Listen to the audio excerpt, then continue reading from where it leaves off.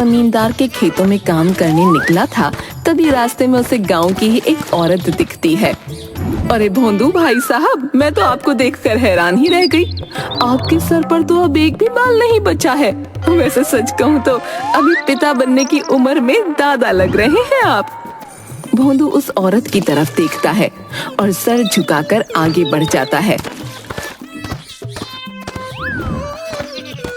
अब खेत पर पहुंचकर भोंदू काम करने लगता है।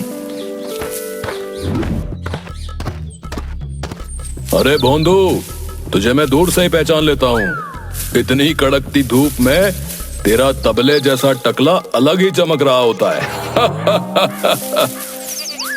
क्यों जमींदार साहब इतना मजाक बना रहे हो आप मेरा?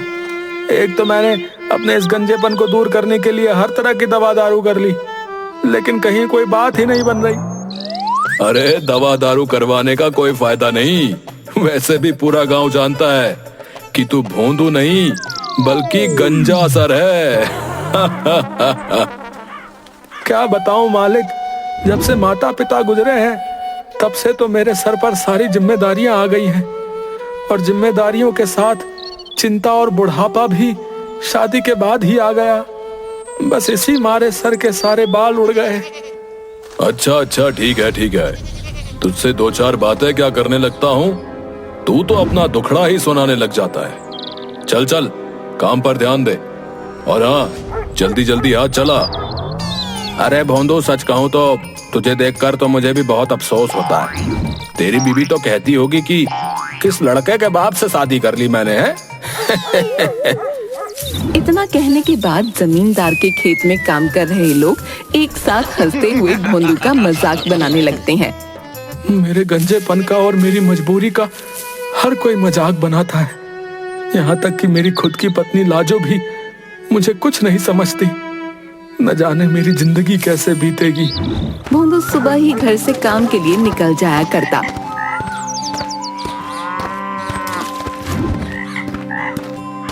और देर शाम घर लौटता। जब भोंदू शाम के समय घर लौटता है, आ गए आप? क्या बात है, आज तो मेरा चंद्र ग्रहण उदास है, और इस उदासी का कारण मैं जान सकती हूँ क्या है? किसी ने भाव नहीं दिया, या फिर कोई तुम्हारे इस गंजेपन का मजाक बना गया? एक गिलास पानी मिलेगा, बड़ी मेहरबानी होगी। हाँ, क्यों नहीं, ये लो पानी।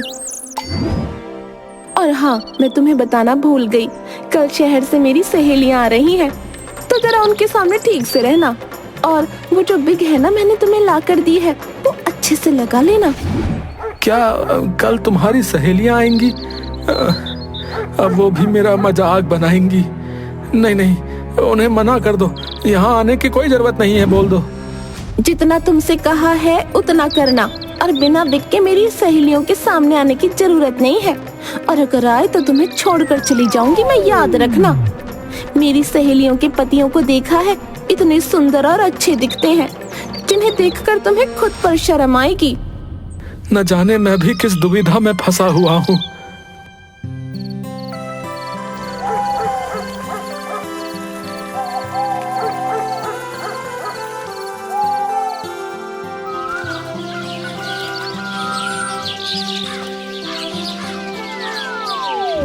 भोंदू को न सिर्फ उसकी पत्नी, गांव वाले और जमींदार मजाक बनाया करते थे, बल्कि गांव का बच्चा बच्चा भोंदू को देखकर उजड़ा चमन, चंद्र ग्रहण, गरम तवे जैसा सरवाला और न जाने क्या क्या कहते थे। अब अगले रोज लाजो की सहेलियां लाजो के घर आती हैं।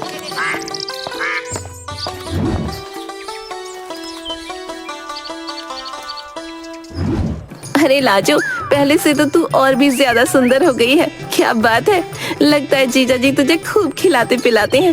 वैसे जीजा जी से याद आया, कहीं नजर नहीं आ रहे वो? कहीं ऐसा तो नहीं हमारे आने की खबर उन्हें मिली और वो कहीं छुप कर बैठ गए? अरे नहीं, घर में ही है। आज तो मैंने उन्हें काम पर भी नहीं जाने दिया। मैंने उन्हें पहले ही बता दिया था कि मेरी सहेलियां आएंगी, तो आपको घर पर ही रहना है। लाजो अपने पति को आवाज लगाती है। भोंदू जब अपने कमरे से निकलकर आता है तो लाजो का लाया हुआ विग लगाकर एकदम हीरो लग रहा होता है और कमीज पैंट पहने होता है। भोंदू को पहचानना मुश्किल था। अजी, क्या लग रहे हैं आप? अरे क्या बात है लाजू, जीजा जी को तो मैं पहली बार देख रही हूँ। शादी में तो मैं तेरे आ नहीं पाई, लेकिन अब जीजा जी को देखकर ऐसा लग रहा है कि सचमुच तेरे पति जैसा हम सहेलियों में से किसी का पति नहीं है। वो तो मुझे भी पता है कि मेरे पति जैसा और कोई है ही नहीं। लाजो सच बताऊं तुझे तो मेरे पति के एक एक बाल सर से गिर चुके हैं। ऐसा लग रहा है जैसे मेरा पति नहीं बल्कि ससुर हो वो। उसे तो मैं कहीं लाती और ले जाती भी नहीं हूँ। अरे बाप रे बाप, क्या बात कर रही है? रमेश जीजा जी के बाल झड़ गए हैं, वो गंजे हो गए हैं। अरे इस गंजीपन की समस्या तो मेरे मेरा मतलब सभी को है आजकल। भोंदू जब माला के मुंह से ये सुनता है कि उसके पति के बाल भी झड़ चुके हैं और वो गंजा है, तो भोंदू खुशी से अपने बालों को झटक कर हाथ फेरता है। तभी उसका बिग हाथ में आ जाता है। हाय दैया, अरे दैया, अरे लाजो, तू तो अभी अपने पति की बड़ी तारीफ कर रही थी। ये क्या खोदा पहाड़ निकली चुईया? मैं तो खामखा अपने पति की बुराई कर रही थी, लेकिन तेरा पति तो बुराई करने लायक भी नहीं बचा। ये तो मेरे पति से भी ज्यादा गया गुजरा लग रहा है। अरे अब तू तो जानती है ना, आजकल के मर्दों के बाल शादी के बाद ही झड़ना शुरू हो जाते हैं, और उनके साथ भी कुछ ऐसा ही हुआ है। वो तो मैंने शर्म की वजह से इन्हें विग लगाने के लिए कहा था, लेकिन इससे भी ये नहीं संभाल पाए। कोई बात नहीं, मुझे तो बस हंसी आ रही है जीजा जी को देखकर। भोंदू ये सुनने के बाद अपना सर नीचे कर लेता है और घर से बाहर चला आता है।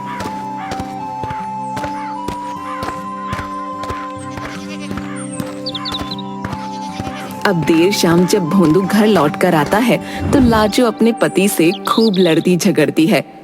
एक काम कहा था आपसे, वो भी नहीं हो पाया। कोई बात नहीं, बहुत हो गया, अब मैं इस घर में और नहीं रह सकती। एक पल को मैंने सोचा था कि तुम्हारे इस उजड़े हुए चमन के साथ रह लूंगी, लेकिन अब नहीं। तो तुमने फैसला किया है कि तुम मुझे छोड़कर जा रही हो? हाँ बिल्कुल, क्योंकि तुमने मेरी सहेली के सामने मेरी इज्जत नहीं रखी, और अब मैं पूरे गांव के सामने तुम्हारी इज्जत रखकर या तुम्हारे साथ रहकर क्या करूंगी? माफ करना मुझे, मैं ये घर छोड़कर जा रही हूँ। अगर गलती से कल को मैं तुम्हारे बच्चों की माँ बन गई तो तुम मेरे बच्चों के बाप नहीं बल्कि दादा लगोगे। लाजो घर छोड़कर चली जाती है। अब भोंदू पर दुखों का पहाड़ टूट पड़ता है। पहले ही भोंदू अपने गंजेपन से दुखी था, लेकिन अब पत्नी के छोड़कर जाने का दुख और गम उसे खाए जा रहा था।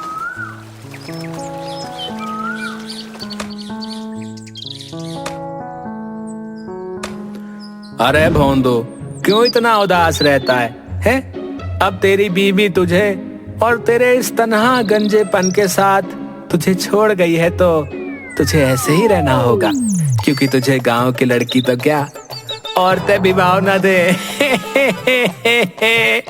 तभी वहाँ जमींदार आता है। अरे अरे, क्यों बेचारे भोंदू का मजाक बना रहे हो भाई? हैं? अभी तो इसकी बीवी ही इसे छोड़ कर गई है, वरना जैसे इसके हालात हैं उस हिसाब से तो ये खुद दुनिया छोड़कर चला जाए। वहाँ मौजूद सभी लोग भोंदू का मजाक बनाकर हंसने लगते हैं, लेकिन भोंदू चुपचाप उनकी बातें सुनकर काम करने में लगा होता है। अब देर शाम भोंदू जमींदार से पैसे मांगने की बजाय गांव छोड़कर जाने का फैसला लेता है। शाम का समय था और भोंदू जंगल की तरफ निकल पड़ता है। गांव के लोग मेरा मजाक बनाते हैं। मेरी पत्नी मुझे छोड़कर जा चुकी है। जब भी बच्चे मुझे देखते हैं तो वो भी मुझे इज्जत नहीं देते, और ये सब मेरे इस गंजेपन की वजह से हो रहा है। मैं अब इस गांव में कभी लौट कर नहीं आऊंगा। भोंदू इतना कहकर दुखी हो ही रहा होता है कि तभी उसके कानों में एक आवाज आती है। अरे कोई तो मुझे बचाओ, अरे मेरी मदद करो भैया, अरे कोई मुझे इस गड्ढे से निकालो। लगता है कोई मुसीबत में है, मुझे जाना होगा, लेकिन आसपास कोई नजर भी तो नहीं आ रहा। भोंदू उस आवाज की तरफ बढ़ता है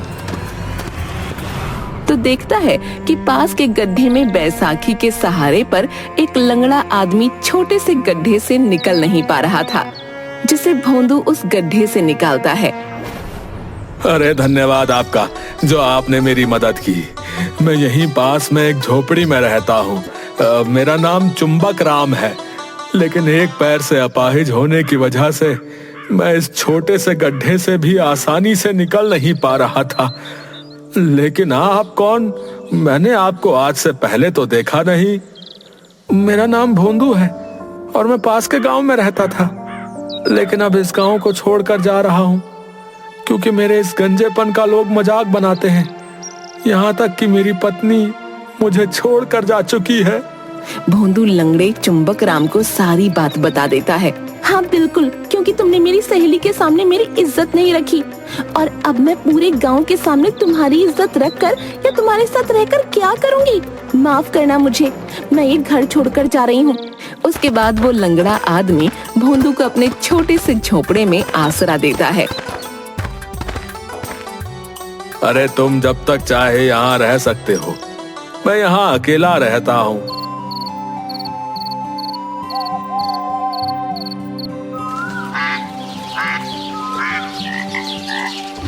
इधर जमींदार के घर एक ब्राह्मण पूजा करवाने के बाद पूरी सब्जी खा रहा होता है। तभी जमींदार का बेटा मोहन उसे देखकर कहता है, अरे ब्राह्मण जी, और कुछ लेंगे आप? लगता तो नहीं है कि और कुछ लेंगे, क्योंकि आपका तो खा खा कर पेट ही निकला हुआ है। मोहन, ये क्या तरीका है ब्राह्मण जी से बात करने का? अभी के अभी उनसे माफी मांगो।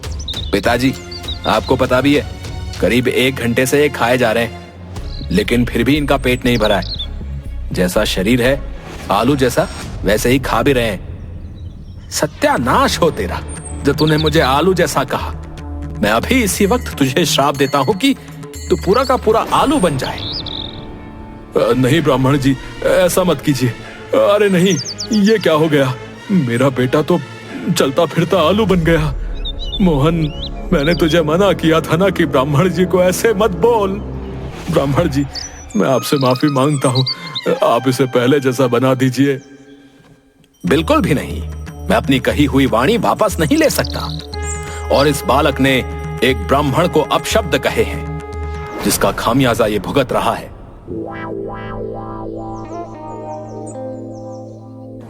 जमींदार उस ब्राह्मण के पैरों में गिर पड़ता है और रोने लगता है।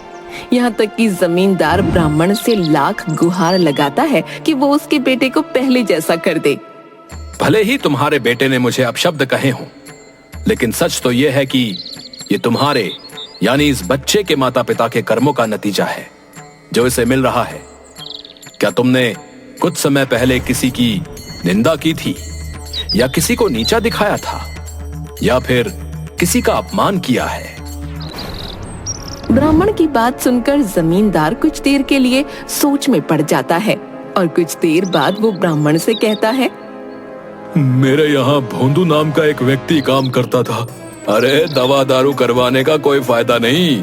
वैसे भी पूरा गांव जानता है कि तू भोंदू नहीं बल्कि गंजा सर है।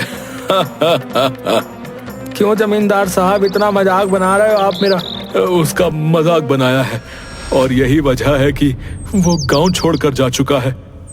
बस उसे ढूंढ कर ले आओ और उससे माफी मांगो और उसे गांव में जगह दो, तब जाकर तुम्हारे बेटे को मैं पहले जैसा कर सकता हूं। बिना पुण्य पाप का नाश होना असंभव है।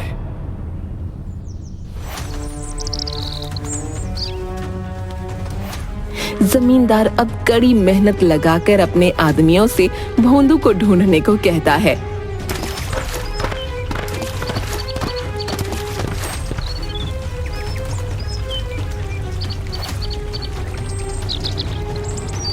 भोंदू तो मिल जाता है, लेकिन भोंदू के साथ गांव वापस चुंबक राम भी आता है।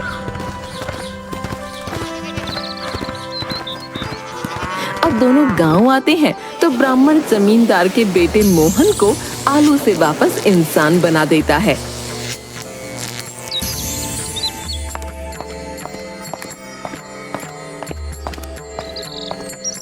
अरे मैं फिर से इंसान बन गया। अरे मैं फिर से इंसान बन गया।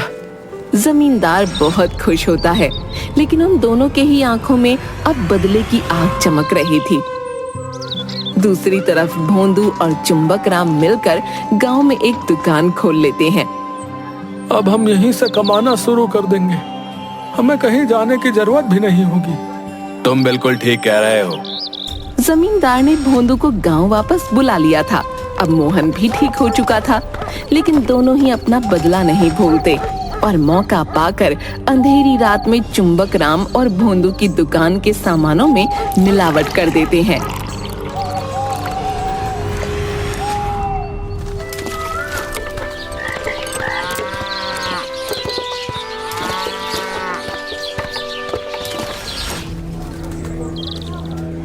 तुम गांव वाले इस लंगड़े और गंजे को यहाँ से मारते हुए निकालोगे।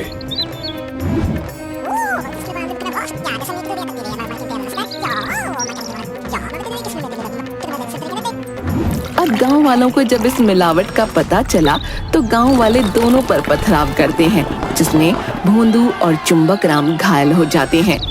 तभी वहां से ब्राह्मण गुजर रहा होता है। मुझे पूरा यकीन है इन दोनों ने ऐसा बिल्कुल भी नहीं किया है। चाहे तो मैं इसका सबूत दे सकता हूँ। इस सबूत को लोगों के सामने लाने के लिए ब्राह्मण अपनी शक्तियों से समय को पीछे लेकर जाता है, जहां गांव वाले साफ साफ देख पाते हैं कि रात के अंधेरे में जमींदार और उसके बेटे ने भोंदू और चुंबक राम की दुकान के सामान में मिलावट की है। तो चोर आप लोगों के सामने है। पथराव इन पर कीजिए और इन्हें निकाल दीजिए गांव से बाहर, ताकि ऐसी गलती दोबारा ना हो। अरे गांव वालों, देखते क्या हो, मारो इन्हें और निकाल दो गांव से। हाँ, ये लोग यहाँ रहने के लायक नहीं है। हाँ। गांव वाले जमींदार और उसके बेटे को गांव से निकाल देते हैं और भोंदू अपने दोस्त चुंबक राम के साथ खुशी खुशी रहने लगता है।